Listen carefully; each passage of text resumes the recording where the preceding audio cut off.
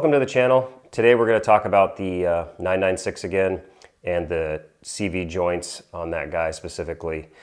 If you remember from a couple videos ago, I had tires replaced, and when they put the tires on, they noticed that I had a torn CV joint and it was flinging oil around. Initially I thought about possibly doing it myself, but kind of realized pretty quickly that it was out of my comfort zone and my skill level. So it probably would have caused more problems than good.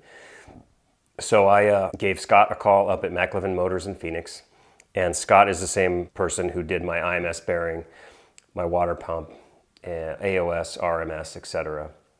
I'll have a link in the description if you need to get a hold of them for anything.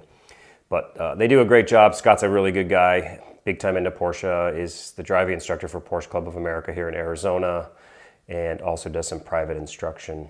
And the shop is now doing Porsche, BMW, Audi, and Volkswagen. So if you have any of those other brands that you need to get fixed, give them a call for that too. John, who works up there with Scott, was nice enough to take some videos for me of some of the steps involved in replacing the CV joints, as well as some photos. This is not a step-by-step how-to CV joint replacement on a 996. Basically just wanted to kind of give you an idea of what's involved with the process and make this video just to have it available at the channel and to kind of document that I did have this done. Hopefully you enjoy it.